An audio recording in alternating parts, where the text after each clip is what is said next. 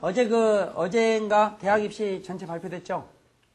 원래 이제 각 대학별로 12월 28일까지 보고서를 제출했어요. 12월 28일이면 작년이지? 작년 12월 28일까지 어떻게 시험을 보겠다는 걸 구체적으로 전부 한국교육협의회, 한국대학교육협의회에다가 대교협이라고 그러는데요. 그 대학교육협의회에다가 제출해가지고 그게 지금 이제 대학교육협의회에서 전부 좀 조정도 좀 하고 취합을 다 해가지고 어제 보면은 각 신문에 어제 무슨 각 신문에 보면 다 발표가 됐을 거예요.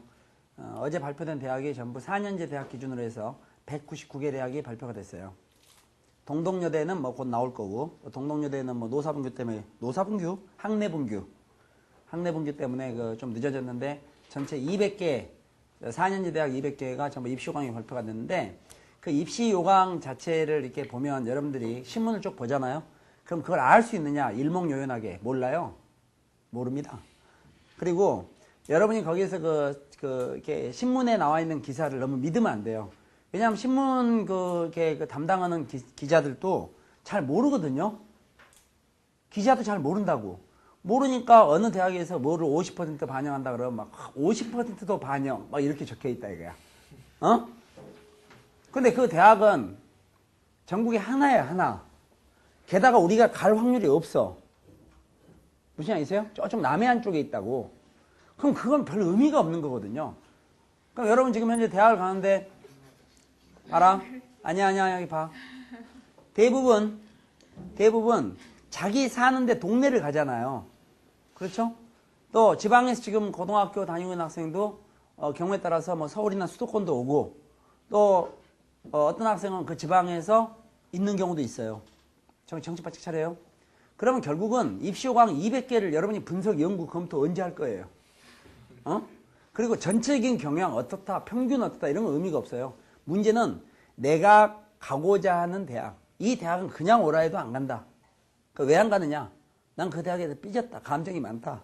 나 옛날 그 대학 앞에 가다가 넘어진 적이 있다. 절대 여기는 안 간다. 그러면 그런 대학은 해당이 없어. 자기가 갈 수 있는 대학은 결국은 한 군데 가는 거죠. 그 다음 원서를 내면 몇 군데 내요?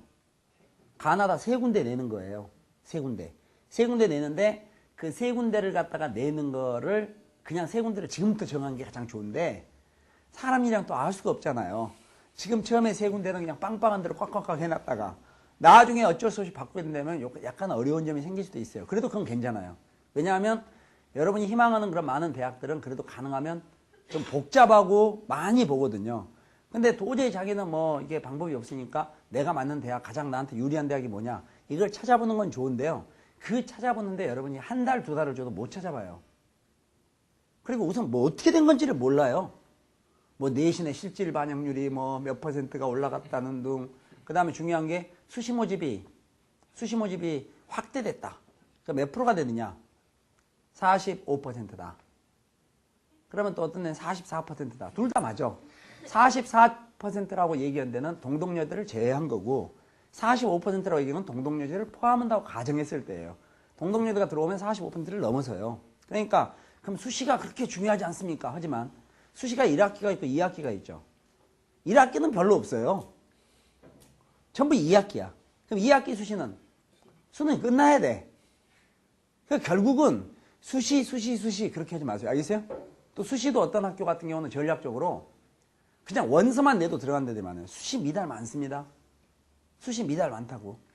그러면 수시를 들어갔을 때 그럼 미달에 갖고 들어갔으면 안심할 수 있느냐? 서울 지역에 운이 좋아서 수시를 갖다 미달 상태에 들어갔다 이게야. 그러면 최저 학력 기준이라는 게 있잖아요. 그 최저 학력 기준에 걸리면 안 되는데 최저 학력 기준을 갖다 너무 높게 하다 보니까 옛날에 너무나 이탈을 많이 하는 거예요. 소위 서울에 있는 무슨 뭐 새칭 인류대학들 있잖아요.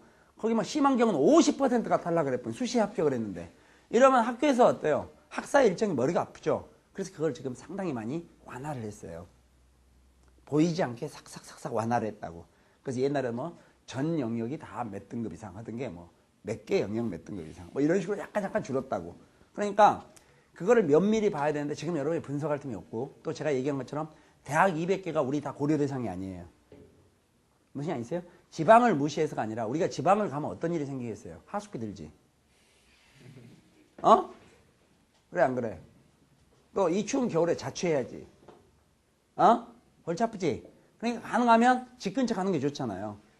그런가 하면 또 지방학생은 과감하게 또 서울로 올라오거나 수도권으로 진입을 하거나 아니면 그냥 어차피 고향이 좋으니까 고향에서 그냥 이렇게 계속 가는 방법도 있다 이게. 응?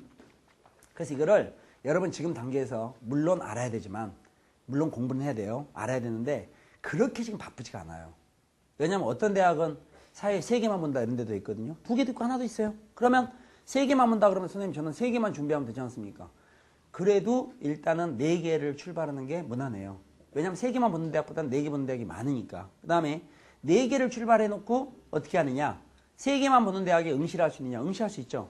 4개를 볼 때 어떻게 시간 몇 분이에요? 사회 4과목 보면 몇 분이야 시간? 한 과목에 30분씩이니까 120분이죠. 120분 동안에 3과목만 공부하면 3과목만 보면 되지.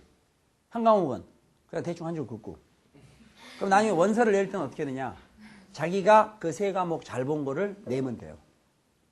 그런 거에 대한 구체적인 설명이 지금 안 돼 있어요. 되는지 안 되는지 모른다 이러고 있는데 아니야. 그렇게 된다 이게. 그러니까 이런 건 앞으로 얘기할 기회가 있어요. 그래서 여러분에게 200개 대학을 다 본다는 것은 머리가 아프기 때문에 일단 여러분 나름대로 그래도 어느 정도 내가 어느 정도 범위 내에서 압축을 해가지고 어떻게 준비한다. 그리고 어느 과목을 시험 보는 게 선택하는 게 유리하냐. 어느 과목 선택이 유리하냐. 이것도 지금 현재 이 시간은 현재 폴수학 시간이죠.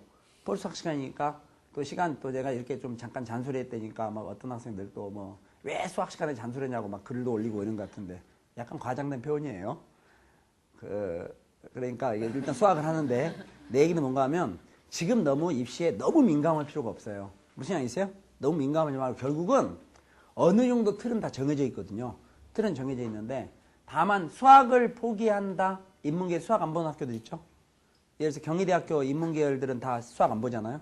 그러면 살판 났다. 드디어 그걸 끝내야 되겠다.